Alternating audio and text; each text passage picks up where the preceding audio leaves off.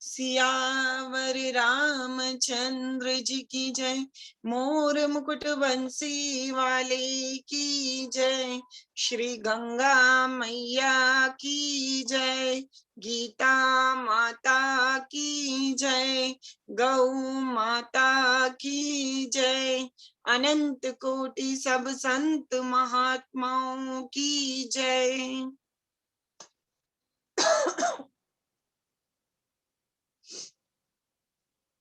श्रद्धेय सेठ जी के श्री चरणों में प्रणाम। श्रद्धेय भाई जी के श्री चरणों में प्रणाम। श्रद्धेय स्वामी जी महाराज के श्री चरणों में प्रणाम। अनंत कोटि सब संत महात्माओं हरि भक्तों के श्री चरणों में कोटि कोटि प्रणाम। नारायण नारायण नारायण। राम राम।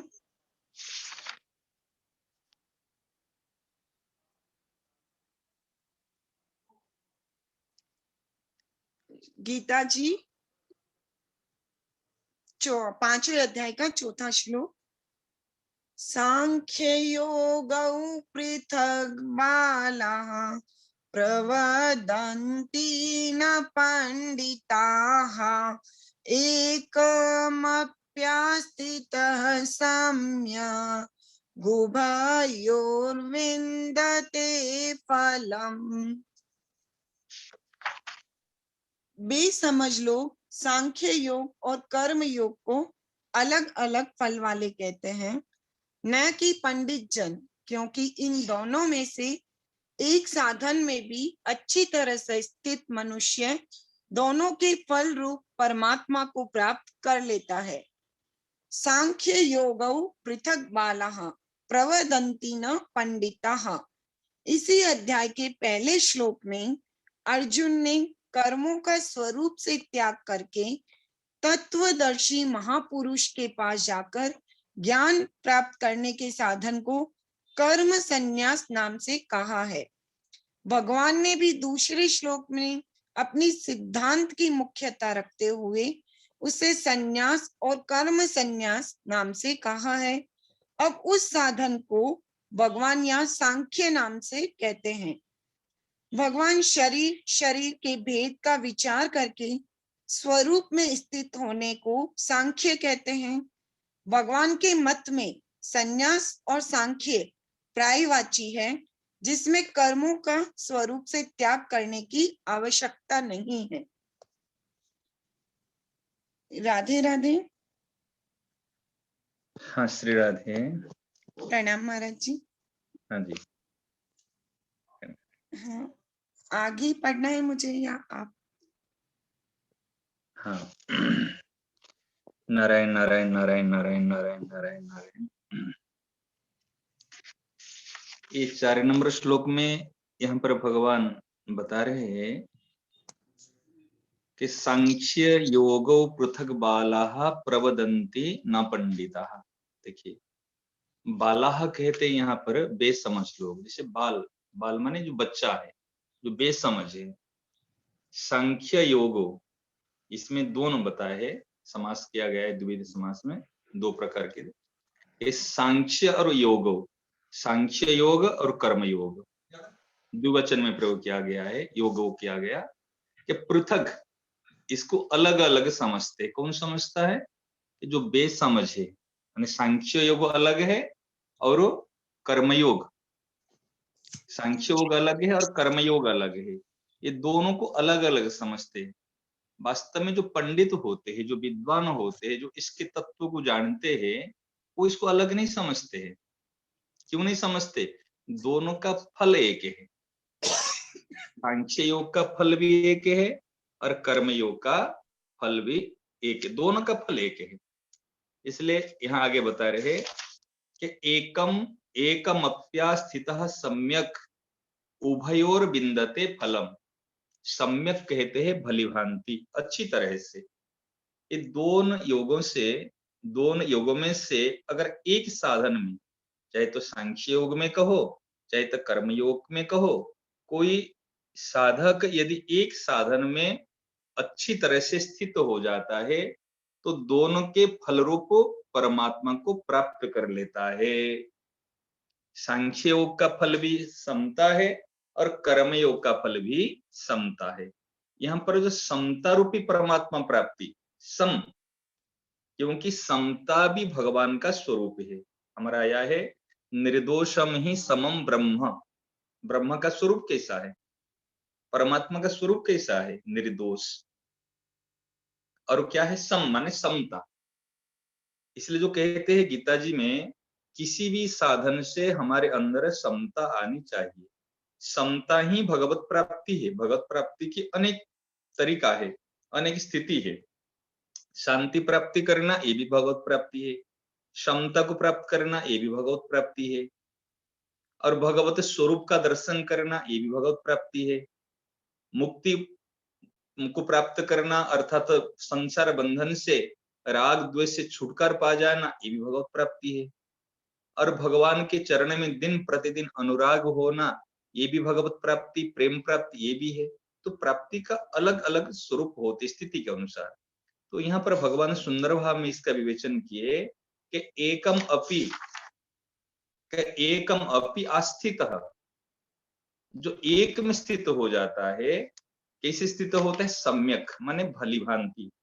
कर्मयोगी साधक भी सांख्य को जान सकता है, और सांख्य योग में स्थित होने वाला साधक कर्मयोग को भी जान सकता है, माने समता को प्राप्त कर लेता है। दोनों का फल एक है। यहाँ पर भगवान इस श्लोक में इसको बताए। देखो ये जो आप वो पैराग्राफ पढ़े, यहाँ पर महाराज जी ने बताया कि इस अध्याय के पहले श्लोक में अर्जुन ने कर्मों का स्वरूप से त्याग करके तत्वदर्शी महापुरुष के पास जाकर ज्ञान प्राप्त करने का साधन को कर्म संन्यास नाम से कहा है। और भगवान ने भी दूसरे श्लोक में अपने सिद्धांत की मुख्यता रखते हुए संन्यास और कर्म संन्यास नाम से कहा है। अब उस साधन को भगवान यहाँ सांख्य नाम से कहते हैं, जो संन्यास और कर्म संन्यास नाम से कहा, और अब उस साधन को भगवान यहाँ पर सांख्य नाम से कह रहे। सांख्य योग जो नाम बता रखे कि भगवान शरीर और शरीर के भेद का विचार करके स्वरूप में स्थित होने को सांख्य कहते हैं। जैसे हम सत्संग से पहले, बीच में और अंत में एक सूत्र को दोहराते हैं, एक बार उनका स्पर्श करते हैं, क्या है, अविनाशी और सहज सुख राशि। यह स्वरूप स्थिति, अविनाशी सहज सुख राशि। तो यहाँ पर महाराज जी ने ये बात कहे कि शरीर और शरीर के भेद का विचार करके स्वरूप में स्थित होने का। मैं त्रिकाल में शरीर नहीं हूं, शरीर मेरा नहीं है, शरीर मेरे लिए नहीं है, एक कह दो, या अविनाशी शेष सुख राशि कह दो। एक तो नकारात्मक निषेधात्मक से कह दे, मैं ए नहीं हूं, ए नहीं हूं, ए नहीं हूं, ए नहीं हूं, वो जो बच गया स्वाभाविक वो मैं ही हूं। और यूं कह दो, भाई मेरा स्वरूप क्या है, मेरा स्वरूप है अविनाशी और सह सुख राशि। तो स्वरूप में स्थित होना इसको कहते हैं सांख्य। और सांख्यों के जो आचार्य है, जैसे कपिल मुनि है, ये सांख्यों के आचार्य है माना जाते हैं, कि भगवान के मत में संन्यास और सांख्य ये पर्यायवाची शब्द है। दोनों एक शब्द, संन्यास कह दो या सांख्य कह दो, दोनों का अर्थ एक ही है। और जिसमें कर्मों का स्वरूप से त्याग करने की आवश्यकता नहीं है, क्योंकि कर्मों को स्वरूप से त्याग करके नहीं कश्चित क्षणमपि जातु तिष्ठत्य कर्मकृत। कर्म किए बिना कोई भी एक क्षण भी रह नहीं सकता। शरीरधारी व्यक्तियों को कर्म करना पड़ता है, परंतु कर्मों को तो स्वरूप से त्याग नहीं करना, कर्मों का फल को त्याग करना। कर्म में जो आसक्ति है, आसक्ति को त्याग करना। हम कर्म करते हैं, राग पूर्वक कर्म करते हैं, या कर्म करते तो कैसे, फल प्राप्ति की इच्छा को लेकर कर्म करते हैं। यदि हमारे ये दोनों से दो चीज छूट जाए, केवल अपना कर्तव्य कर्म अर्थात हमको करना चाहिए इसलिए करते हैं, या कर्म दूसरे की सेवा के लिए हम इस कर्म को करते हैं, तो फिर ये कर्म बंधन कारक नहीं होगा। इसलिए आगे जो श्लोक में भगवान ने बताए थे कि ज्ञेयस नित्य संन्यास, वो नित्य सन्यासी यो न द्वेष्टि न कांक्षति, जो किसी के प्रति द्वेष भाव नहीं रखता और किसी से कुछ भी प्राप्त करने को इच्छा नहीं रखता, वो नित्य सन्यास, वो हर समय सन्यास, केवल भेष परिवर्तन करने से एक सन्यासी होते भेषधारी, परंतु जो सन्यासी की वास्तविक इच्छा है अर्थात साधु, एक तो भेष परिवर्तन करने से हम साधु भेष धारण करते हैं, आज पीले वस्त्र को हो, सफेद वस्त्र को हो, आज भगवा वस्त्र को हो, परंतु एक जो भीतर से साधुता आती है, भीतर से हम सन्यास लेते, और जो सन्यास और जो साधुता वो हर समय कायम रहता है, साधुता कायम रहती है, सन्यास जो कहते वो बिल्कुल कायम रहता है। कैसे? जिनके अंदर में द्वेष भाव नहीं है और कुछ भी प्राप्त करने की इच्छा नहीं है, वो हर समय सन्यास है, हर समय सांख्य योगी बन के रहता है। और कर्मयोगी, कर्मयोग और सांख्य योग वास्तव में एक ही है, दो नहीं है। और इस तत्व को कौन समझता है? ये पंडिताहा, जो विद्वान लोग होते हैं वही समझते हैं। और कौन नहीं समझता है? जो अज्ञ होते उस बात को, मूर्ख होते हैं, बेसमझ होते, इस तत्व को नहीं समझते हैं। आगे इसका पैराग्राफ में बताएंगे। अगर इसमें कोई संदेह हो तो बताइए, नहीं तो आगे पैराग्राफ फिर चलिए। हाँ, राम राम। हाँ आगे ये अर्जुन जिसे, यहाँ से शुरू करूं महाराज जी? हाँ हाँ। अर्जुन जिसे कर्म संन्यास नाम से कह रहे हैं, वह भी निसंदेह भगवान के द्वारा कहे सांख्य का ही एक अवान्तर भेद है। कारण कि गुरु से सुनकर भी साधक शरीरी के भेद का ही विचार करता है। बाला पद से भगवान ये कहते हैं कि आयु और बुद्धि में बड़े होकर भी जो सांख्य योग और कर्म योग को अलग अलग फल वाले मानते हैं, वे बालक अर्थात बेसमझ ही है। जिन महापुरुषों ने सांख्य योग और कर्म योग के तत्व को ठीक ठीक समझा है, वे ही पंडित अर्थात बुद्धिमान हैं। वे लोग दोनों को अलग अलग फल वाले नहीं कहते, क्योंकि वे दोनों साधनों की प्रणालियों को न देखकर उन दोनों के वास्तविक परिणाम को देखते हैं। साधन प्रणाली को देखते हुए स्वयं भगवान ने तीसरे अध्याय के तीसरे श्लोक में सांख्य योग और कर्म योग को दो प्रकार का साधन स्वीकार किया है। दोनों की साधन प्रणाली तो अलग अलग है, पर साध्य अलग अलग नहीं है। इसमें हाँ, देखो इस पैराग्राफ में महाराज जो बात बताए,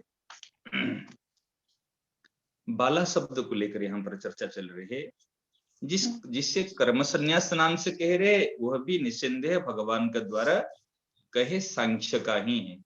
सांख्य कहे दो और संन्यास कहे दो या कर्म संन्यास कहे दो, ये तीनों एक ही है।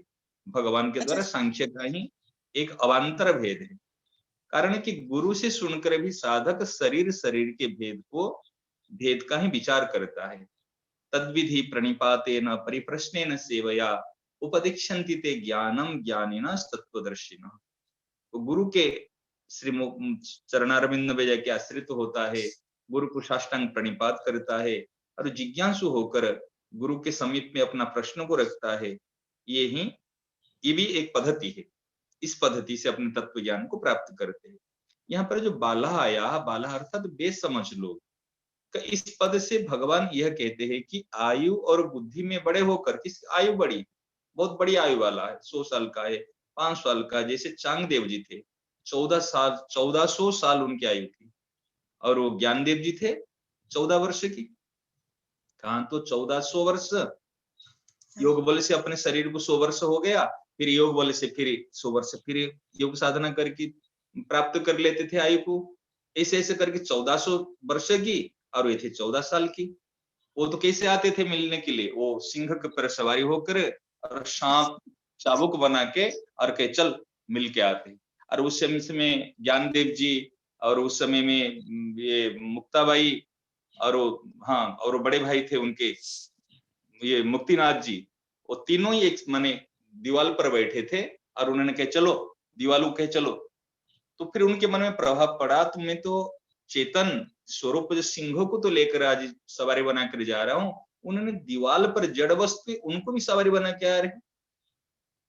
तो आयु बड़ी हो जाने से कोई तत्वज्ञ जीवन मुक्त नहीं हो जाता है। और बुद्धि बड़े जो सांसारिक बुद्धि के अनुसार अगर कोई बुद्धिमान है संसार में, वो कोई बड़े विज्ञानी ही हो जाता है। परंतु वास्तव में कौन यहाँ पर कहे कि भगवान यहाँ कहते हैं कि आयु और बुद्धि में बड़े होकर भी जो सांख्य योग और कर्मयोग को अलग अलग फल देने वाला मानता है, वो वास्तव में बेसमझ अर्थात बालक। क्योंकि सांख्य योग और कर्मयोग का फल एक है, भले दोनों के साधन का मार्ग अलग अलग है। जैसे कोई इस रास्ते से आया, कोई उसी रास्ते से आया। मान लीजिए एक मंदिर है, सरदारपुरा का मंदिर है, कोई पूर्व से आया, कोई पश्चिम से आया।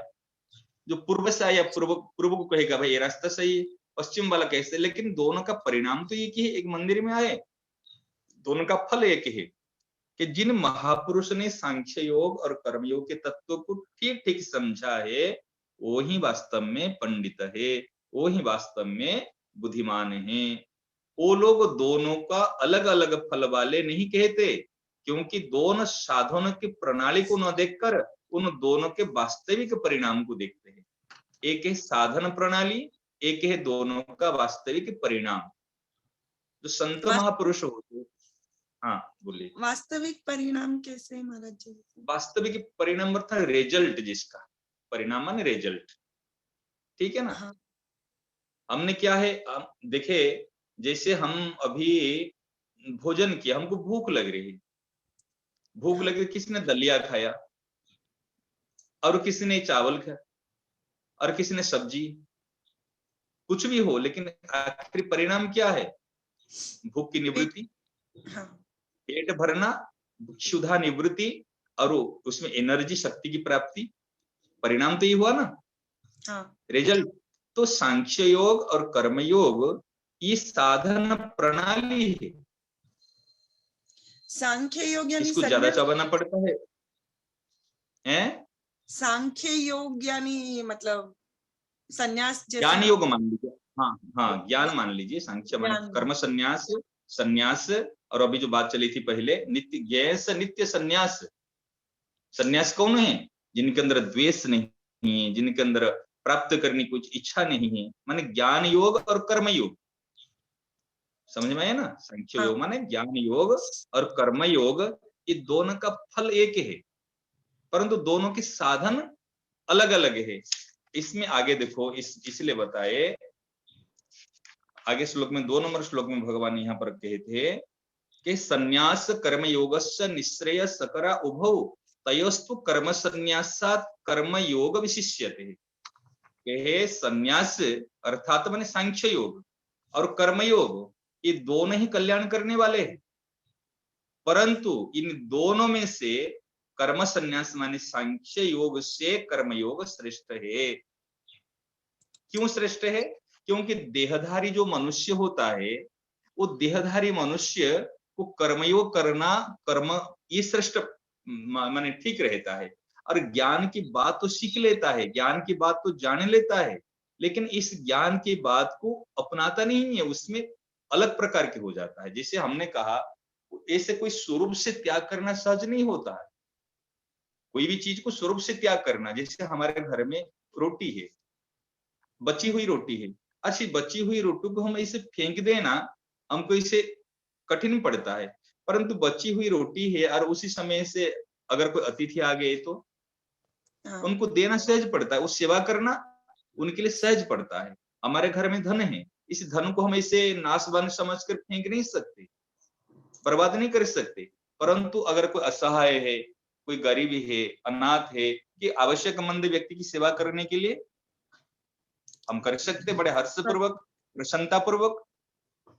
ये है, इसीलिए कहा गया है तो सांख्य योग की अपेक्षा कर्मयोग श्रेष्ठ है, क्योंकि हम देहधारी मनुष्य है, ठीक है ना। और आगे भी बताए कि वो नित्य संन्यास होता है जो द्वेष नहीं करता और जो इच्छा नहीं रखता। इसलिए महाराज जी ने यहाँ पर फरमाए कि साधन प्रणाली को देखते हुए, देखो यहाँ बताए कि दोनों साधनों की प्रणालियों को न देखकर जो विज्ञ होते हैं, जो तत्वज्ञ होते हैं, बुद्धिमान होते हैं, पंडित होते हैं, ये दोनों के वास्तविक की प्रणाली को नहीं देखते, वो परिणाम को देखते हैं। दोनों का रिजल्ट क्या है, दोनों का परिणाम क्या है। और साधारण प्रणाली को देखते हुए स्वयं भगवान ने तीसरे अध्याय के तीसरे श्लोक में। तीसरे अध्याय का तीसरे श्लोक क्या है? भगवान कहते लोकेस्मिन् द्विधा निष्ठा पुरा प्रोक्ता मया नघ ज्ञान योगेन सांख्यानाम और कर्म योगेन योगिनाम। के हे निष्पाप अर्जुन, के लोकेस्मिन् द्विधा निष्ठा, इस मनुष्य लोक में के दो प्रकार से होने वाली निष्ठा मेरे द्वारा पहले कही गई है। पूरा प्रोक्ता, पूरा माने पहले मेरे द्वारा निष्ठा की बात कही गई है। कौन सी निष्ठा भगवान कहते? ज्ञानियों की निष्ठा कैसी है? कि ज्ञानियों की निष्ठा होती है ज्ञान योग से, और जो कर्मियों की निष्ठा होती है माने योगियों की जो निष्ठा होती है ये होती है कर्म योग में। जिनकी निष्ठा और भक्तों की निष्ठा होती है भक्ति योग में। परंतु ये कर्मयोगी और ज्ञान योगी ये है क्या है? ये दोनों की निष्ठा है लौकिक, और भगवान के चरण में जो निष्ठा है वो है अलौकिक। लोकेस्मिन द्विधा निष्ठा, कि इस लोक में, जो लोकेस्मी माने मनुष्य लोक में, दो प्रकार की निष्ठा, और दोनों का फल क्या है? एक है, दोनों का फल है समता, दोनों का फल है संसार से ऊंचा उठना। चाहे सेवा के द्वारा हम संसार से ऊंचा उठ सकते हैं, चाहे ज्ञान के द्वारा सांख्य योग से इसको हम मन कहते विचार के द्वारा हम इससे ऊंचा उठ सकते हैं। परंतु ये दोनों निष्ठा ही लौकिक निष्ठा है। चाहे सांख्य योग के द्वारा निष्ठा, सांख्य योग की निष्ठा कहो, चाहे ज्ञानियों की कर्मयोग की निष्ठा कहो, ये दोनों की निष्ठा एक है। ये साधना प्रणाली के द्वारा। और यहाँ जो बताए भगवान जो बता रहे हैं, ये साधनों की प्रणाली को न देखकर इसमें परिणाम को देखते हैं। सांख्य योग पृथक वाला है कि सांख्य को और माने योगों को, कर्मों को ये जो अलग अलग कहते हैं, ये परिणाम की दृष्टि को देख के बताते हैं, और इधर देख के बताते हैं, इस साधना प्रणाली को देख कर बता रहे हैं। ठीक है ना? थोड़ा सा दिमाग, थोड़ा सा माने गहराई से विचार करोगे तो समझ में आएगी। साधन और प्रणाली को देखते हुए स्वयं भगवान ने तीसरे अध्याय के तीसरे श्लोक में जो भी अभी बात की है, सांख्य योग और कर्म योग को दोनों प्रकार से साधन स्वीकार किया। दोनों की साधना प्रणाली तो अलग अलग है, पर साध्य अलग अलग नहीं है, माने परिणाम एक है। कर्मयोगी साधन, कर्मयोग की जो साधक होता है वो क्या करता है? सेवा करता है।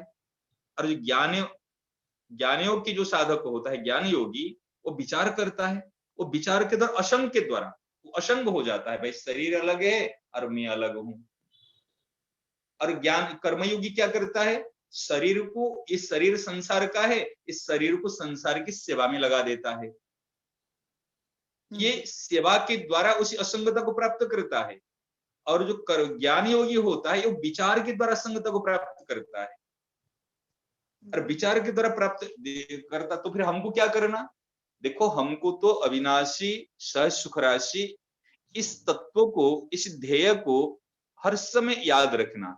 हम अविनाशी सह सुख राशि कह रहे और सामने में एक व्यक्ति तड़प रहा है, तो उस समय में अविनाशी सह सुख राशि कहे कि चुपचाप बैठना ठीक है, या उनकी उस समय में यथासाध्य, यथा योग्य, यथाशक्ति सेवा करना सही है?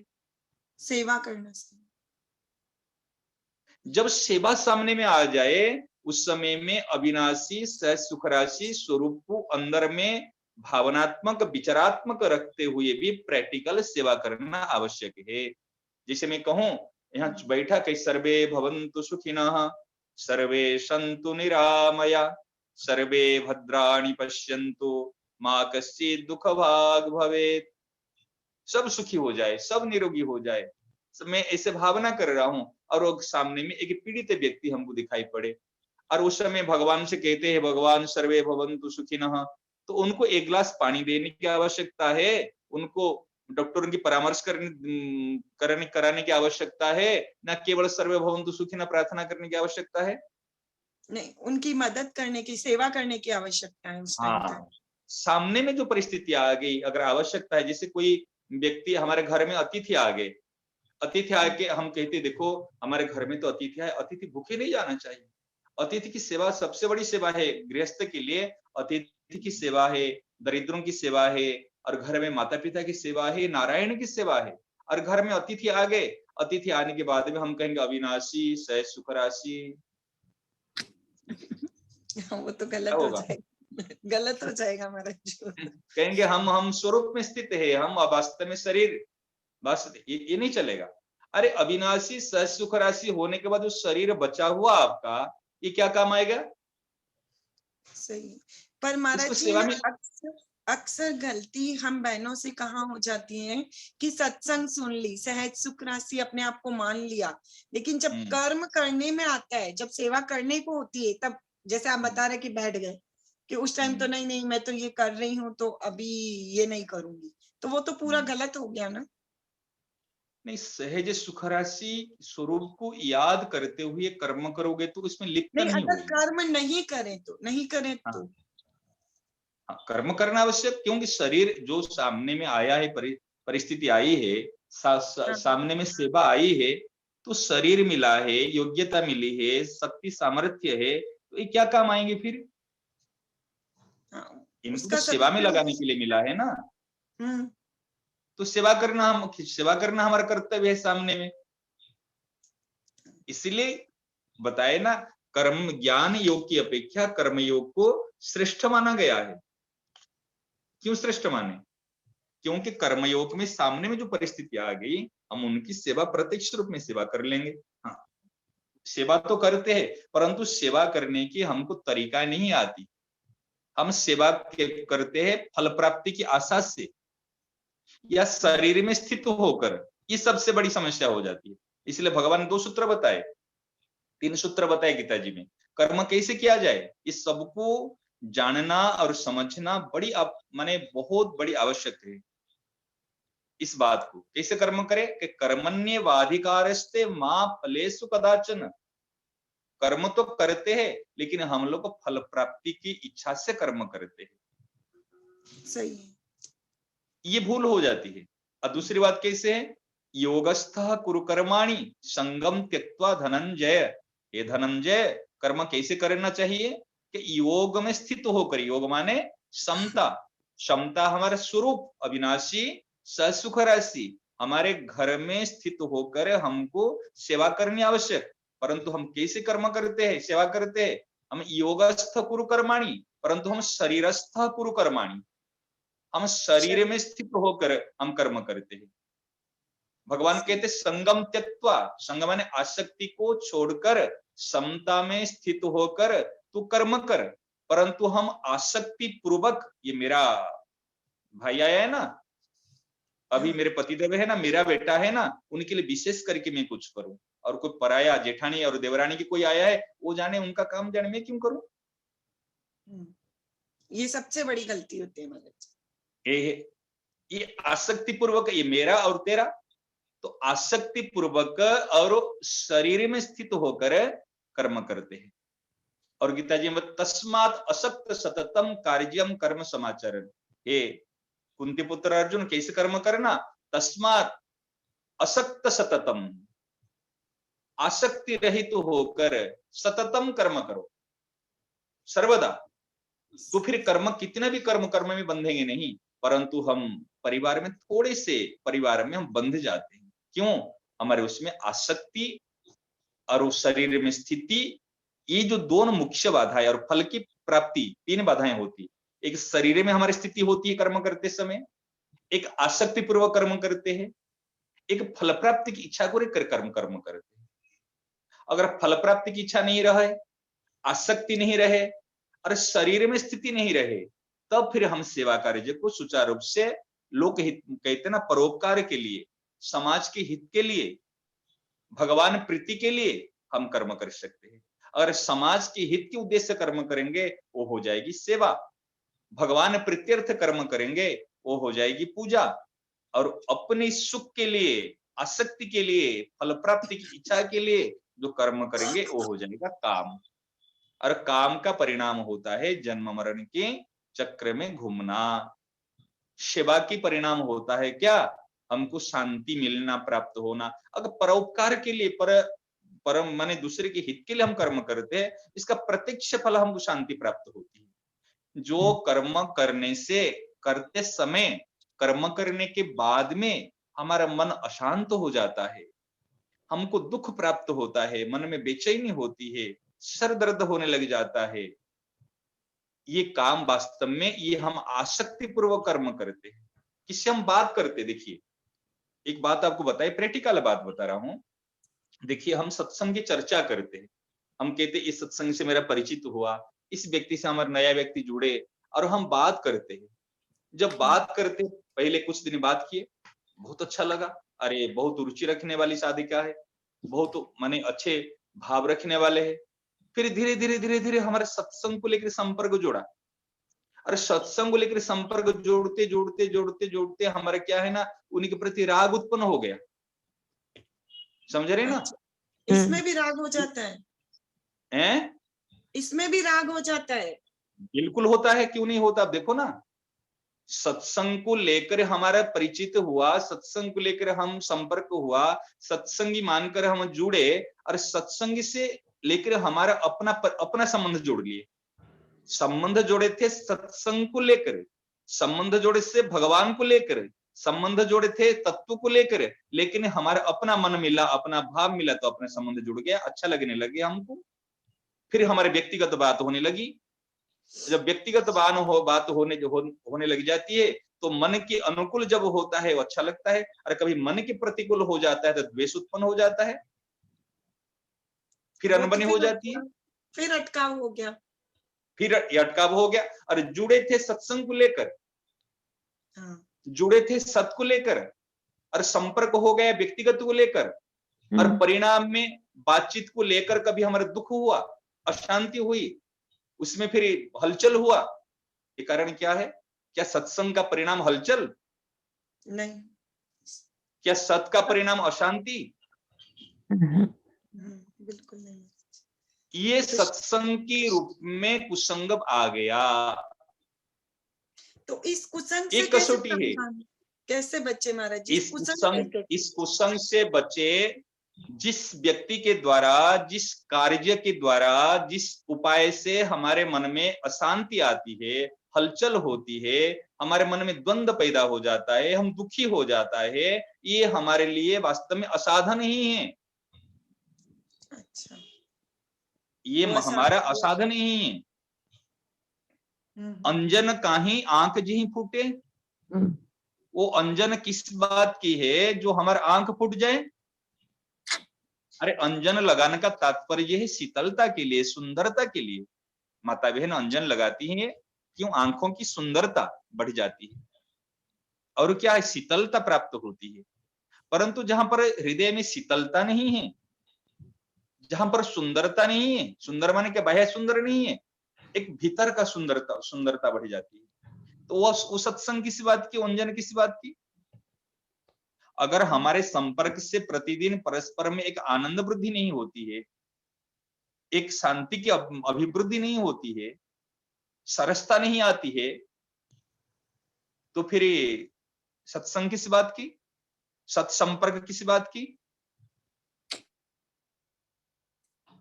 वो जहां पर खिन्नता है, द्वंद्व है, अशांति है, ये वास्तव में हमको सावधान होने की बात है, चाहे आपको, चाहे मैं कहूं, चाहे कोई भी कहो। आप हर समय देखो मेरे मन में कोई अशांति तो नहीं है, और अशांति आती है कामना को लेकर, अशांति होती है आसक्ति को लेकर, अशांति होती है अपनी भूल को लेकर।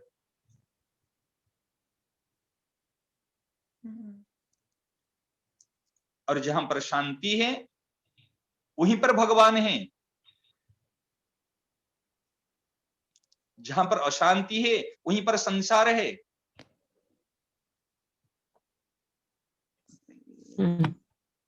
अब ध्यान दो इस बात को। तो इसलिए यहाँ पर जो साधन की प्रणाली बताए, कि साधन के प्रणाली को देखकर भगवान तीसरे अध्याय के तीसरे श्लोक में सांख्य योग और कर्मयोग को दो प्रकार के साधन स्वीकार किया। उनकी साधन प्रणाली तो अलग अलग है, अविनाशी सुख राशि कहे दो, और सामने आते ही उसी में त्रिकाल में शरीर नहीं हूं, इसको भी शरीर मेरा नहीं है, शरीर मेरे लिए नहीं है, इसको मैंने याद करके, इसको माने ध्यान में रखते हुए और दूसरे के काम में आ जाना।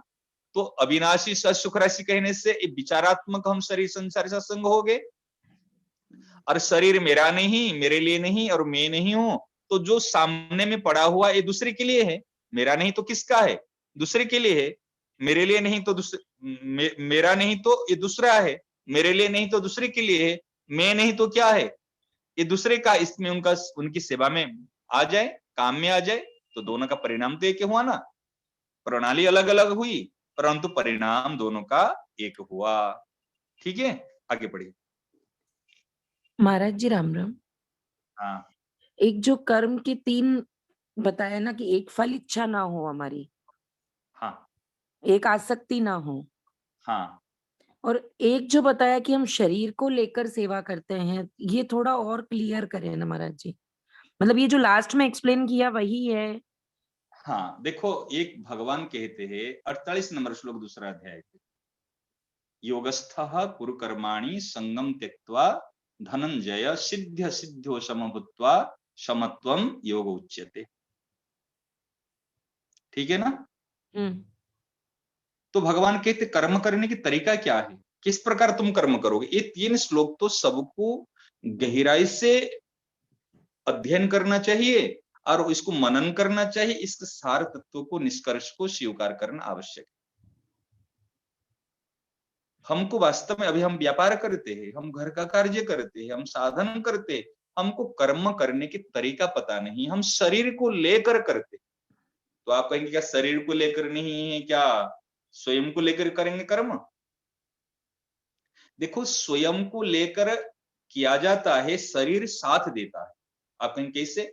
जैसे हम अभी लिखना शुरू करेंगे तो बिना पेन के क्या कुछ लिख सकता है? नहीं। लिख नहीं सकता। अच्छा, पेन हो, अगर लिखने वाला लिखना नहीं चाहेगा तो क्या कुछ लिख सकता है? नहीं। मेरे पास पेन है और इस पेन में मैं लिखना चाहूंगा, हिंदी लिखूं क्या अंग्रेजी लिखूं या अभी तेलुगु लिखूं या बंगाली लिखूं, ठीक है ना? अच्छा, पेन में क्या बंगाली भाषा है? नहीं, हमें आनी चाहिए जो लिख सकते हैं ना। ये तो बता, पेन में बंगाली भाषा नहीं कि अंग्रेजी भाषा नहीं कि उर्दू भाषा नहीं कि हिंदी भाषा नहीं है? नहीं। अरे हिंदी भाषा, बंगाली भाषा जो भाषा है किसमें है? हमारे में है। और हम अगर लिखना चाहेंगे, इसके साधन किसको लेते हैं, माध्यम किसको बनाते? एक पेन को। पेन के द्वारा लिखते हैं, लेकिन पेन नहीं लिखती, खुद पेन है, इनके द्वारा हम लिखते हैं। अगर पेन लिखने के बाद पेन को अपने पेन स्टैंड में कहीं पे हम रख लेते हैं, तो पेन लिखने में सहायक करण है, पेन करता नहीं है। 3 प्रकार व्याकरण में, कर्ता, कर्म और करण। ठीक है ना? करण माने जिसके द्वारा हम कर्म करते हैं, शरीर के द्वारा। ठीक है ना? हाँ। परंतु शरीर को कौन प्रेरित कौन करता है? हम ही करते हैं। स्वयं। हम स्वयं करते हैं, प्रेरणा देते हैं उनको अब ये करना। परंतु स्वयं की भावना जैसी होगी, विचार जैसे होगा, उसके अनुसार कर्म होगा। इसलिए कहते हैं निष्काम कर्म, कर्म निष्काम नहीं होता है, कर्ता निष्काम अगर होता है तो कर्म भी ऑटोमेटिक निष्काम होने लग जाता है। पेन में सकामता या निष्कामता नहीं है। समझ में आई ना? नहीं। हाँ। इस पेन में अगर हम किसके एक सिग्नेचर कर लेंगे तो किसको, जैसे जज है वो, किसको फांसी भी हो जाती है। अगर एक सिग्नेचर में कोई फांसी में लटकने वाला भी, उससे उनको छुटकारा भी मिल जाती है। और एक सिग्नेचर से किसको कोई धन भी प्राप्त हो जाता है, किसको नौकरी प्राप्त हो जाती है, और एक सिग्नेचर से किसका प्राण भी चला जाता है। होता ना? नहीं होता? हाँ। तो क्या इसका पाप पुण्य की भागीदार एक पेन बनेगा? नहीं। जो शरीर में स्थित होकर हम कर्म करते हैं, वास्तव में शरीर को हम कर्म में एक लगाता है, शरीर एक करण है। परंतु हम अपने आप को शरीर मान लिया, जैसे मैं मान लिया मैं पेन हूं, ये ठीक है ना गलत है? गलत है ना? गलत है। हम मान लिए शरीर में हूं, ये गलत है। अरे तो किस शरीर है?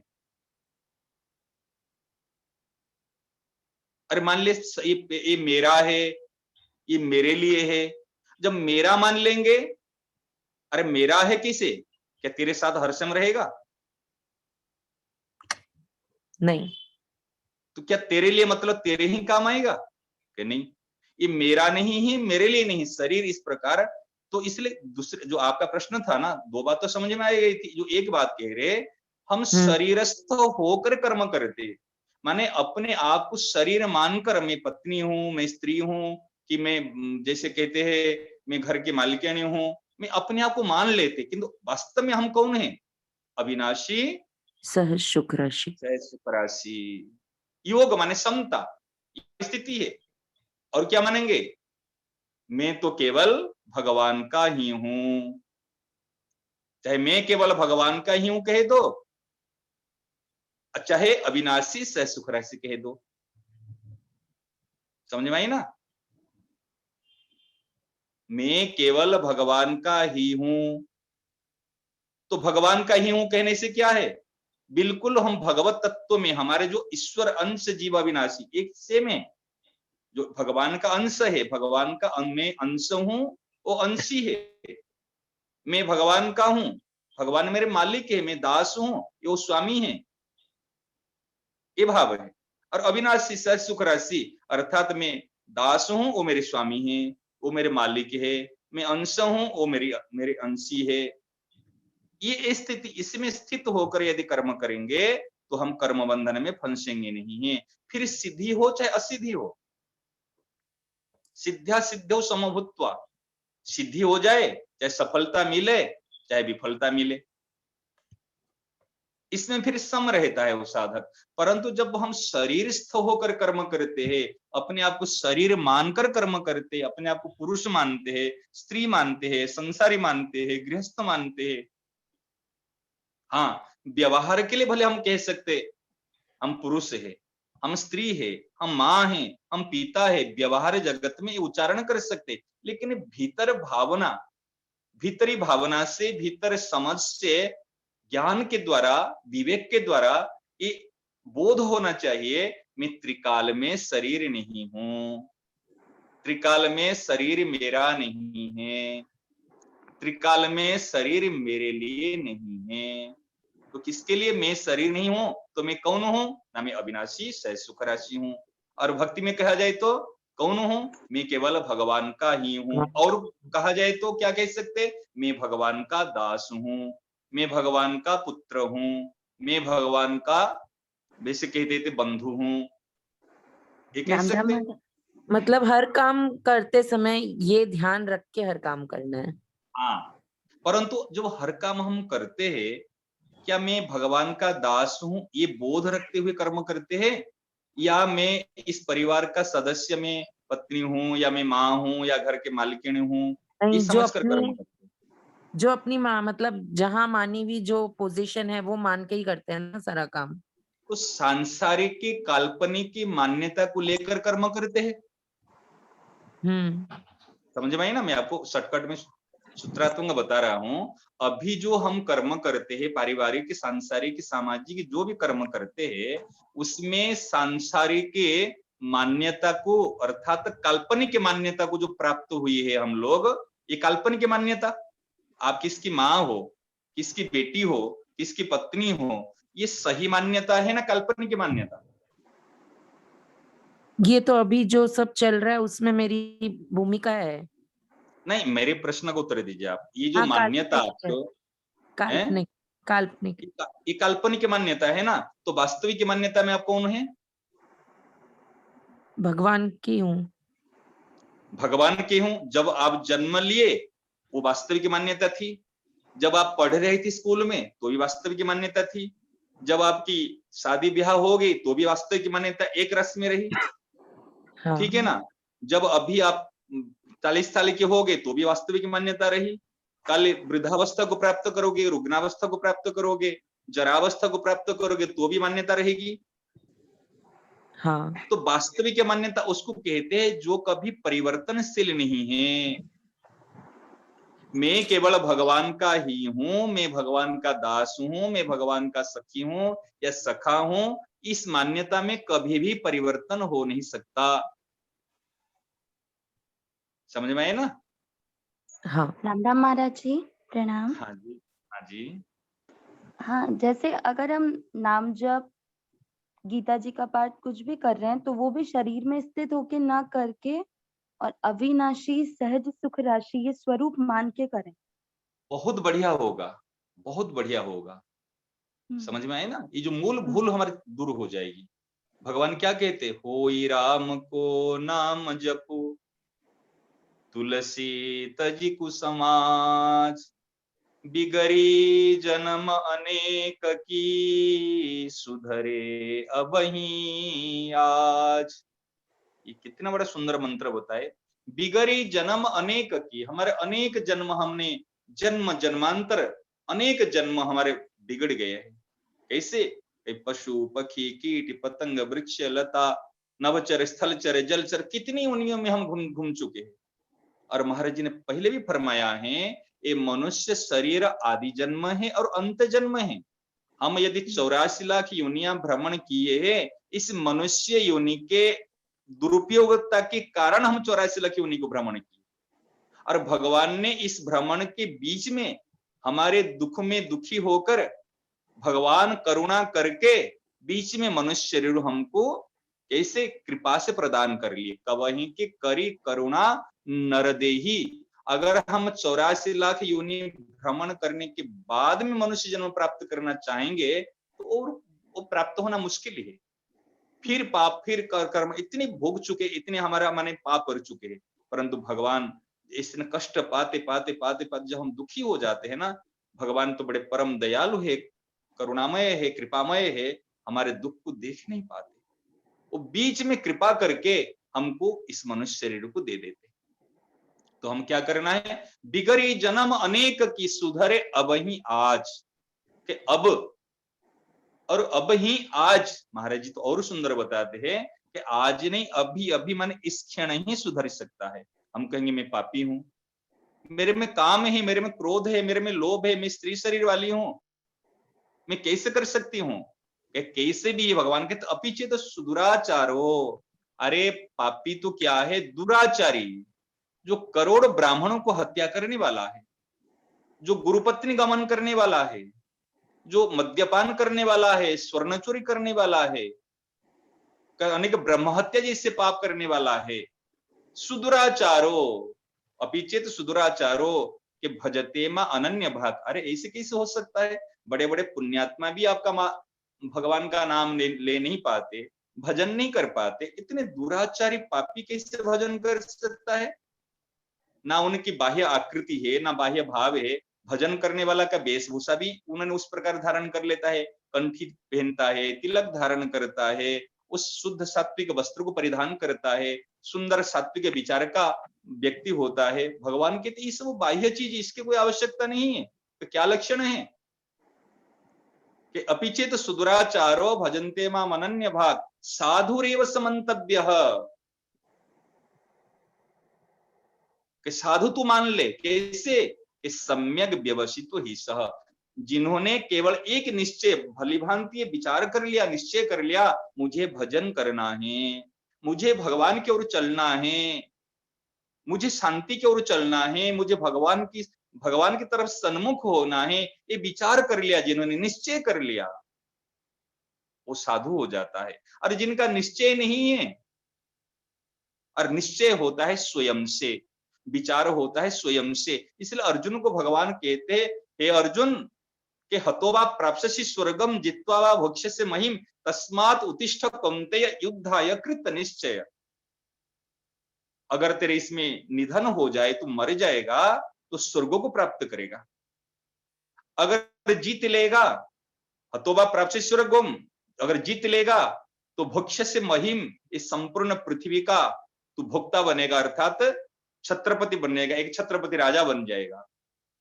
तो इसलिए डरिए मत, तस्मात्, इसलिए उत्तिष्ठ, खड़े हो जाओ, उत्तिष्ठ कौन्तेय युद्धाय कृत निश्चय, युद्ध करने के लिए अर्थात कर्तव्य कर्म करने के लिए तू निश्चय कर ले। जब हम भजन करने का निश्चय कर लेते हैं तो फिर भजन होता है।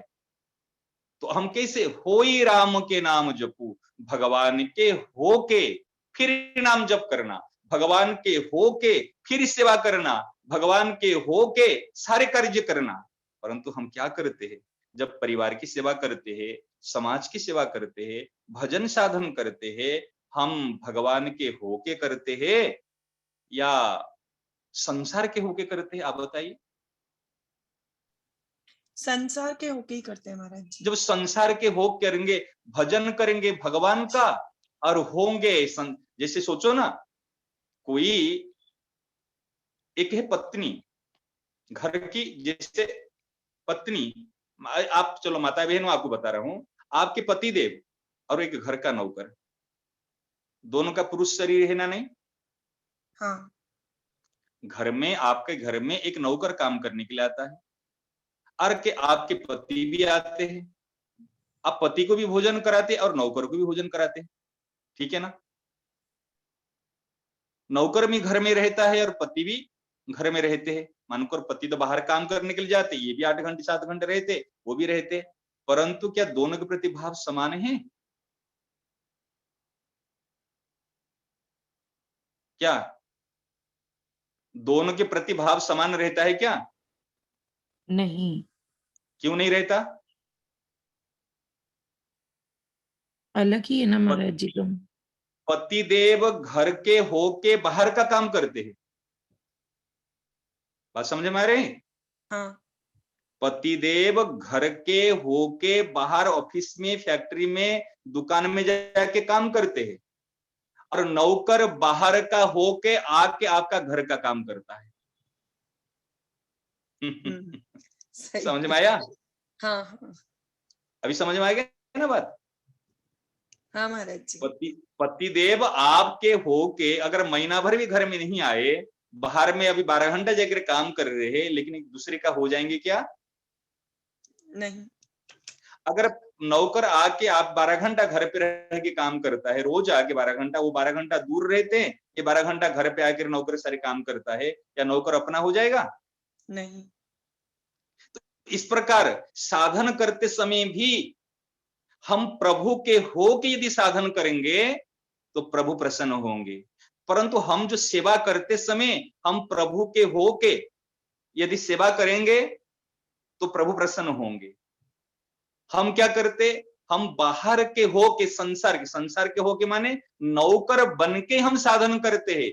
शरीर में स्थित होकर जो साधन करता है वो नौकरी करता है, वो नौकर बनकर नौकरी करता है। और जो स्वयं में स्थित होकर साधन करता है, मैं भगवान का हूं मानकर साधन करता है, शरीर मेरा नहीं मानकर जो साधन करता है, दूसरी उपाय, या मैं सहज अविनाशी सहज सुख राशि हूं ये स्वीकार कर जो साधन करता है, वो वास्तव में साधन करता है। वो नौकर बनकर नहीं, हम नौकरी करते हैं। अभी जितने साधन करते हैं और नौकरी का फल क्या होगा, जितना कर्म करोगे इतना वेतन मिलेगा। अगर आज आप छुट्टी ले लिए, आज आप काम में नहीं आओगे 8 दिन, क्या आपको मालिक वेतन दे देता है नौकर को? नहीं देते। तो इस प्रकार जितने साधन करेंगे उसका फल मिलेगा। साधन करेंगे तो साधन का फल मिलेगा, असाधन करेंगे तो असाधन का फल मिलेगा। परंतु यदि घर के प्रभु के हो के हम काम करेंगे, पति के हो के काम करेंगे, भगवान के हो के काम करेंगे और वास्तव में अविनाशी सहज स्वरूप राशि समता अर्थात अपना स्वरूप के हो के हम काम करेंगे, शरीर तो काम करेगा, शरीर तो सेवा में लगेगा, शरीर तो प्रभु की पूजा में लगेगा, परंतु हम जब प्रभु के हो के, आज इस संसार के हो माने जैसे कहते समाज के हो के, माने समाज के हो के माने समाज के लिए, प्रभु के हो के माने प्रभु के हो के प्रभु के लिए, और स्वरूप के हो के यदि काम हम सेवा करेंगे, ये वास्तव में हम कहते हैं ना मालिक माने प्रभु, ये कहते हैं ना जिसको कहते हैं नौकरी नहीं करेंगे, ये तो हम वास्तव में सेवा पूजा और आराधना ही करेंगे।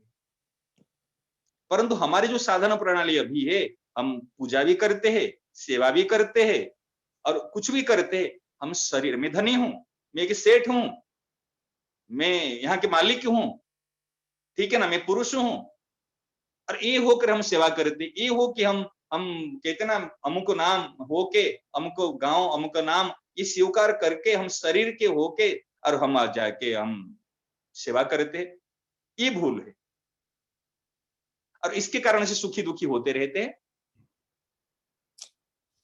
मेन भूल को ही नहीं समझ पा रहे थे महाराज जी। हाँ, गड़बड़। ये मेन भूल यहाँ होती। तो मेरा कहने का तात्पर्य है, जो संस्कार हमारे अविनाशी सह सुख राशि जो हम सूत्र कहते हैं, ये तीनों प्रकार के साधकों के काम आ जाएगा। अर्थात मेरा स्वरूप अविनाशी सह सुख राशि, अर्थात मैं अविनाशी मतलब ईश्वर अंश, जीव अविनाशी, हम अंश है, भगवान अंशी है और अंश का स्वरूप कैसे अविनाशी, अर्थात मैं अंश हूँ। इसको मैं भक्ति परक लिया हूँ, कोई ज्ञान परक नहीं है। अविनाशी अर्थात मैं अंश हूं, वो अंशी है, मैं दास हूं, वो मेरे स्वामी है, और वो सह सुख राशि है, मैं सह सुख राशि हूं।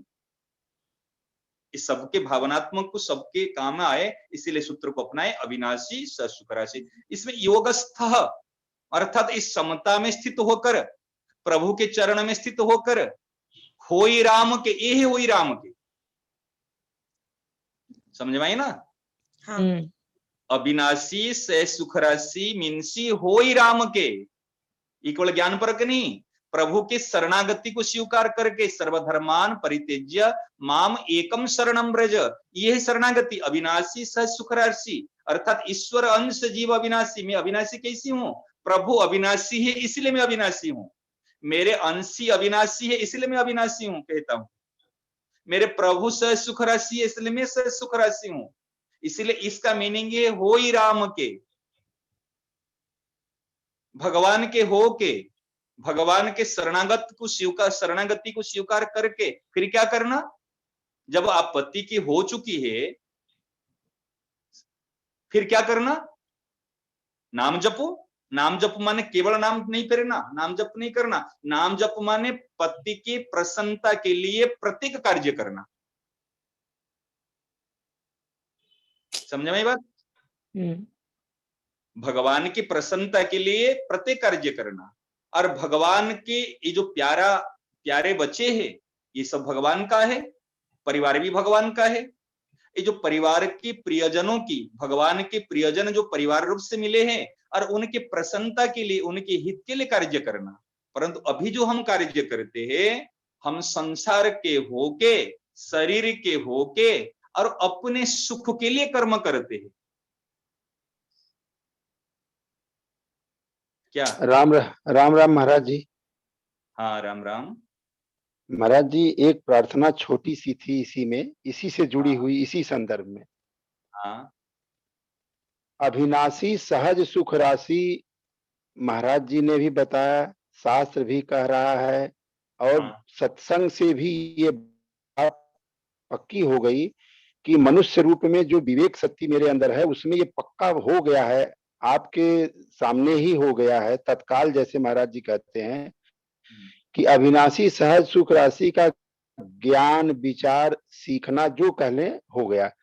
अब यहाँ ये शर्त आती है कि मेरे शरीर के अतिरिक्त प्राणी मात्र जितने भी दिख रहे हैं, उसमें भी यही भाव अगर हमको दिखने लगे सामने से, वहां कोई शरीर का परायापन एक पल का भी न दिखे, चाहे वो घर का आदमी हो, चाहे बाहर का हो, चाहे गाय भैंस हो, चाहे पेड़ पाला हो, चाहे कोई भी हो, प्राणी मात्र, तो उसमें अविनाशी सहज सुख राशि देखने का ज्ञान या विवेक भी आ गया। समस्या ये आ रही महाराज जी कि जो मेरे करण है, मन बुद्धि या इस शरीर के साथ जो मेरे को भेजा गया यहाँ पे, क्योंकि अगर यह शरीर से हम अपना संबंध, जैसे मैं शरीर नहीं हूँ, शरीर मेरा नहीं है, मेरे लिए नहीं है, तो अगर इसको हम बाध कर दें तो मेरी स्थिति एकदम देही अशरीरी और शरीरी वाली हो जाएगी, और मेरा कोई रूप आकार नहीं होगा, और मैं निर्गुण स्वरूप रहूंगा अपना। तो अब क्या, हाँ, अब हमको इस संसार में अभी हम शरीर लेके खड़े हैं, मेरा व्यक्तित्व आइडेंटिटी शरीर के साथ जुड़ी हुई है, और ऐसी जुड़ी हुई है कि जब हम बेहोश होते हैं या कोमा में चले जाते हैं, तब तो हम एकदम ज्ञान बुद्ध प्रबुद्ध अपने आप हो जाते हैं, कोई मुझे करना धरना रहता ही नहीं है, अक्रिय रूप में मैं निर्लिप्त हो जाता हूँ, और स्वतः सहज सुख राशि अविनाशी भी हो जाता हूँ। लेकिन जैसे ही मुझे होश आता है चाहे नींद से होश में आ जाए, चाहे बेहोशी से होश में आ जाए। तो आते ही सबसे पहले मैं इन करण में प्रवेश कर जाता हूँ स्वतः। मेरे सारे सत्संग जो है मेरे मन बुद्धि तक अभी तक पहुंच पाते हैं, मेरे स्वयं में ये इतने प्रबल नहीं हो पा रहे हैं। जबकि हम रोज सत्संग सुनते हैं महाराज जी का, साधक संजीवनी को हृदय में ऐसे बैठाया है जैसे प्राण, और ज्ञान जो मिल रहा है वो 100% जैसे अपने माँ बाप कोई बात कहते हैं बच्चा पूरा मानता है, वैसे स्वामी जी की आपकी बात 100% हृदय से हम लोग स्वीकार कर रहे हैं। लेकिन ये दिक्कत आ रही है व्यवहारिक जगत में, क्योंकि ये शरीर लेके तो हम फंसे हैं। अब जैसे भगवान ये कृपा कर दे, कह दे कि बेटा तुमको ज्ञान हो गया, अब शरीर हम तुम्हारी ले लेते हैं, आओ तुम हमारे घर बैकुंठ साकेत गोलोक में आओ, आनंद से हो, मुझे चिंता नहीं है। तो ये जो 300 जुड़े हैं इसमें से बहुत ज्यादा से ज्यादा तैयार हो जाएंगे, प्रभु मैं चलने के लिए तैयार हूँ। लेकिन उनका विधान ये है कि नहीं, उनका विधान ये है कि जो शरीर के अनुरूप जो तुमने सुख दुख पाया है, जो सुख ले लिया है, उसके ऋणानुबंध में ये शरीर तुमको मिला है और उससे तुमको मुक्त होना है। और कैसे मुक्त होना है? निर्लेप भाव में, निष्काम भाव में सेवा करके। सेवा करने से ये हमारा ये कल्याण होगा। या ज्ञान को हम जो विवेक मिला उसको हम पूरा का पूरा स्वीकार कर लें मजबूती से। इसमें आपका प्रश्न क्या है बताइए? प्रश्न ये है कि ये शरीर भाव में जैसे मैं घुस जाता हूं अचानक जागते ही, और मेरा सारा ज्ञान मुझे हेरा जाता है। जैसे परिस्थितियां विपरीत आ गई, सुखकारी आती है तो बड़ी अच्छी लगती है, वो तो मूर्खता है। लेकिन जो विपरीत, समझ गया मैं, आपकी बात समझ गया। अभी मेरा प्रश्न है, ठीक है हम शरीर में स्थित हो जाता है, शरीर में फिर लिप्त हो जाते, मानता हूँ, ठीक है ना, हम अविनाशी है, सह सुख राशि, ये बात जस्ती तो है ना आपको? एकदम 100% महाराज जी। अनुभव होता है इस बात का कि मेरा होनापन कहीं गायब नहीं हुआ। गायब नहीं हुआ, ये तो जच रही है ना, बिल्कुल सही है ना। आपको प्रश्न पूछ रहा हूँ, बिल्कुल बात सही है ना? 100% सही है। यदि 100% सही है, आप इस बात को स्वीकार कर लिए, आप अपने बुद्धि विवेक विचार से इसका निश्चय कर लिए। अभी स्वीकार और निश्चय दो चीज है। सम्यक व्यवसित, सम्यक माने भली भांति तो निश्चय कर लिया, मैं त्रिकाल में शरीर नहीं हूं, मेरा स्वरूप अविनाशी है, सह सुख राशि है, ठीक है ना। अभी उसका प्रत्यक्ष काम नहीं आ पा रहे, हम पूर्व आदत के कारण, पूर्व स्वभाव के कारण हम समय आने पर उसमें लिप्त हो जाते, आसक्त हो जाते, ये मानता हूं, ठीक है ना। उसके लिए आप चिंता नहीं कीजिए। जैसे आप अभी 2 घंटे के लिए अगर स्त्री का वेशभूषा आभूषण को परिधान कर लोगे, क्या स्त्री बन जाओगे? नहीं बनोगे ना। अब 2 घंटे के लिए आप अगर आभूषण वेशभूषा को धारण करने से कोई स्त्री नहीं बन जाएगा, परंतु उसी समय में हम वेशभूषा आभूषण के कहने का तात्पर्य, दृष्टांत का मतलब, हम 2 घंटे के लिए या कुछ समय के लिए सांसारिक की व्यवस्था, अवस्था, परिस्थिति और व्यवहार को लेकर हम उसमें लिप्त हो जाते हैं। तो 2 घंटे के लिए, कुछ समय के लिए जो लिप्त हो जाते वो सही है, या जो हमने बाकी समय में जो लिप्त नहीं हुए वो सही है? तो इसमें महाराज जी गड़बड़ ये हो रहा है कि ये समय कम है, ये ज्ञान वाला समय मेरा कम है। और नश्वरता वाले में तादाद बना के रहना परसेंटेज ज्यादा है। अच्छा, जैसे हम आपके सामने बैठे हैं तो मुझे सब कुछ पक्का है। जी। अच्छा सुने, और उपाय बता रहे हैं, सुने, कोई बात नहीं, आप इसमें घबराने की, चिंता की कोई बात नहीं है। जैसे जैसे समस्या, बस इसीलिए हमने कहा महाराज जी। हाँ कोई बात नहीं, सुनिए, अभी मुख्य पॉइंट पर हम आइए। जैसे हमारे उसमें लिप्तता और उसमें हमें आसक्ति, मैंने इसमें हम शरीर को लेकर, सांसारिक परिस्थिति को लेकर, अवस्था को लेकर हम जल्दी उसमें आकर्षित हो जाते हैं, उसमें लिप्त हो जाते हैं, उसको अपना मान लेते हैं, उसमें मन बुद्धि इंद्रियां और उसमें हमारे घुस जाती है, मान लीजिए, ठीक है ना। परंतु हमको क्या, हमारे देखो 2 प्रकार के साधन है, इसलिए हम बताए क्या है, एक है सांख्य योग, एक है कर्म योग, ठीक है ना। सांख्य योग में विचार प्रधान है और कर्मयोग में सेवा प्रधान है। जब विचार के द्वारा हम उस स्थिति तक पहुंच नहीं पाते, केवल ये स्वीकार कर लिए अभी जो शरीर मिला है, इस शरीर मेरा नहीं है, इस शरीर मेरे लिए नहीं है, इस शरीर में नहीं हूं, तो किसके लिए है? अगर शरीर में होता, संसार के लिए। शरीर मेरा होता या मेरे लिए होते, ये सब कुछ मेरे काम में आते। हम देखो छोटी सी बात पर आप बड़ी समस्या को समाधान कर सकते। पुरुष जैसे एक छोटा बच्चा और माँ, माँ का दूध बच्चे के लिए है, माँ का दूध माँ के लिए नहीं काम आता। क्या सही ना गलत है? लेकिन महाराज ये बच्चा नहीं जान रहा है, माँ जान रही है। अच्छा, माँ जान रही बात को, ठीक है ना, माँ का दूध। अच्छा, बच्चा नहीं जान रहा है जे भाई माँ का दूध, वो क्या समझता है? माँ का दूध मेरे लिए है, ये तो समझ सकता है ना। माँ का दूध माँ का खुद काम में क्या आता है? नहीं, अभी बच्चा है तो अगर अबोध स्थिति में तो भी नहीं। अच्छा, बच्चा मान लीजिए अभी अबोध स्थिति में है भाई, ये बात जी को महाराज समझ जी। नहीं पाता, ये बात को समझ नहीं पाता। चलिए आप इतनी ही काम करिए, जो कुछ भी मिला हुआ है संसार को भगवान ने ऐसे निर्माण किए हैं एक दूसरे के काम आने के लिए। वो अपने लिए संसार को नहीं बनाया है, वो जी दूसरे के जी लिए बनाया, महाराज जी, प्रत्येक एकदम विधान को बनाया दूसरे के लिए। ना। चीज वस्तु सुख जितने भी सारे, देखो स्त्री पुरुष, परिवार के सदस्य, अवस्था, प्रकृति, आज ऋतुएं, आज देखो सब कुछ, आज गर्मी के समय भगवान ने ऐसे बनाया, ठंडे फल आते हैं देखो आज सारी चीज, और ठंडी के समय देखो गर्मी चीज पैदा करते हैं। माने भगवान की सृष्टि की जो निर्माण किए हैं जी एक बड़े विचित्र विधान से निर्माण किए हैं। आप जो कहते बच्चा है अभी, तो इसी बालपन को मिटाना तो ही हमारा काम है। बच्चा माने क्या, सारी उम्र से बच्चे होने से कोई बच्चे नहीं हुए, हमारे अज्ञान के नहीं। कारण हम बच्चे होते। बालाहा शब्द जो आया है यहाँ पर, जी बाला आया सांख्य जी। योगो पृथक बालाहा, बाला माने बेसमझ। और सत्संग करने का अभिप्राय क्या है? ये बेसमझी को मिटाना है, अर्थात जो जी असत्य को हम सत्य मान रहे, गलत को सही मान रहे, ये जी बेसमझी को मिटाना ही सत्संग है। जी जी महाराज जी। जी हम शरीर नहीं है मान लेते मैं शरीर हूं, हम गृहस्थ में रहते हैं, गृहस्थ नहीं है लेकिन मान लेते मैं गृहस्थ हूं। हम संसार में रहते हैं परंतु हम मान लेते मैं संसारी हूं। हमने इसमें थोड़े समय के लिए एक महाराज जी, वेशभूषा को धारण किए, मान लेते मैं वही हूं। महाराज तो जी ये निवेदन बेसमझी ना ये करना था समझदार कि है। ये इस हाँ तो इसलिए बेसमझी है ना, जब से हम पैदा हुए आज मेरी 64 साल उम्र हो गई, मेरा परिवार, मेरे लोग जो मुझे अपना हम समझते थे, जिन्होंने बताया कि मैं तुम्हारा हूँ, उन लोगों ने विपरीत ज्ञान ही मुझे दिया। कभी कोई ऐसा ज्ञान नहीं दिया जो ये बात समझ में आए कि अविनाशी सहज सुग्रासी मैं हूँ, तुम्हारा बेटा नहीं हूँ। ये विपरीत ज्ञान ही अज्ञान का कारण बना मेरे लिए।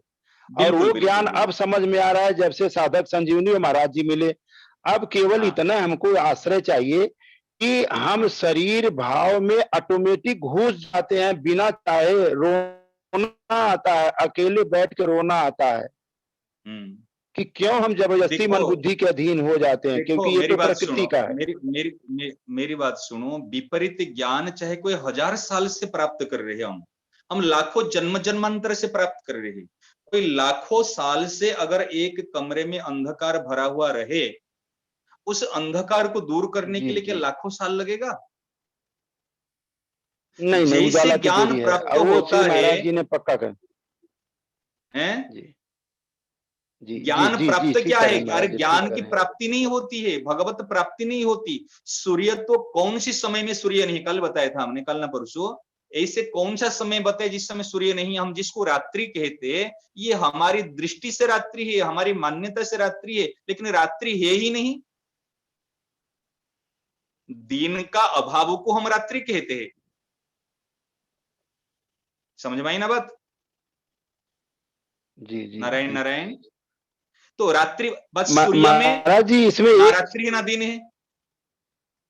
जी तो इस प्रकार नहीं देखो, दिन है जी, वहां तो आप उजाला इसको ही उजाला है। आप चिंता मत कीजिए, ये इतने दिन से हम ज्ञान का अभाव, अज्ञान को हमने स्वीकार किए है। अगर लाखों साल से अज्ञान को स्वीकार किए, और जैसे ज्ञान की तरफ दृष्टि चली जाए, ऐसे अज्ञान अपने आप सुप्त पड़ जाएंगे, लुप्त हो जाएंगे। क्यों? अज्ञान की सत्ता नहीं है। अभी जो जी हमने जी सत जी, को तो स्वीकार इसको कर, महाराज जी हमने खोजा है। हाँ इसको महाराज जी हमने खोजा है, तो खोजने में ये मिला कि ये जो ज्ञान का प्रकाश है जो आप बता रहे हैं, ये मेरे विवेक में स्वयं में तो है, ये पक्का विश्वास है, लेकिन हम आश्रय मन बुद्धि का लिए रहते हैं, मुख्यतः हमने मन बुद्धि में दे रखा है, ये प्रकृति की है, तो ये हमको घसीट ले जाती है, मन और बुद्धि हमारा घसीट ले जाता है हमको, हमारे विवेक में दृढ़ता नहीं रुक पाती है। देखो मेरी बात सुनो, एक बात बता रहे हैं आपको गहराई से, और बहुत माने गहराई से दृष्टि देना।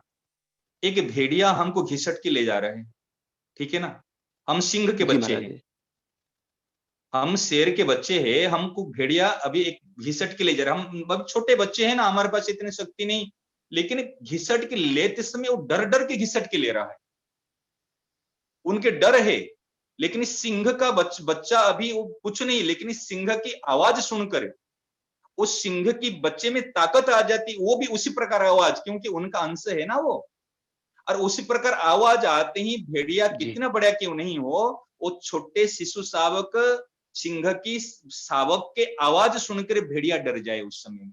इस प्रकार हम जो अविनाशी सह सुख राशि है, ये मन बुद्धि चाहे 1000 सालों से हमको घिसट कर ले रहे हैं, समझ रहे ना, और एक बार अगर अविनाशी सह सुख राशि मैं केवल भगवान का हूं, केवल भगवान ही मेरे है, हे मेरे नाथ मैं आपको भूलू नहीं, ये आवाज इस सिंह की आवाज है, अगर ये आवाज सत्य आवाज है, ये हमारे वास्तविक के अंदर की आवाज है, और ये आवाज एक बार भी 24 घंटे में एक बार अगर आवाज आ जाती है ना, वो आवाज में इतने प्रकाश है, इतनी ताकत है, इतनी शक्ति है, और मन बुद्धि इंद्रिया हमको लाखों साल से घिसट के ले जा रहे हैं, वो भी शिथिल पड़ जाएंगे। एकदम सही कहा महाराज जी, जब से ये शब्द स्वामी जी ने दिया है तब से ये तो लगता है कि भगवान स्वामी जी की कृपा हमको जी महाराज जी का ये शब्द जो है, ये लगता है कि हमको गोद में लेके बैठा हुआ है कि मैं आपको इसलिए चिंता नहीं कीजिए, देखिए सत्य में ताकत है, ये अविनाशी सह सुख राशि मैं केवल भगवान का ही हूं, केवल भगवान मेरे है, अगर ये भूल से भी कोई व्यक्ति कह देता है ना, अनजानपन से भी कह देता, अभ्यास से सीखी हुई बात भी कह देता है ना, तो सीखी हुई बात भी झूठी बात जब लगता है उनकी सीखी हुई बात, लेकिन तो सीखी हुई बात तो सीखी हुई, लेकिन बात है सत्य, एकदम बहुत सही बात है तत्व की बात, और उसमें ताकत है, उसी में ताकत है। बहुत कृपा है जी, बहुत कृपा है महाराज।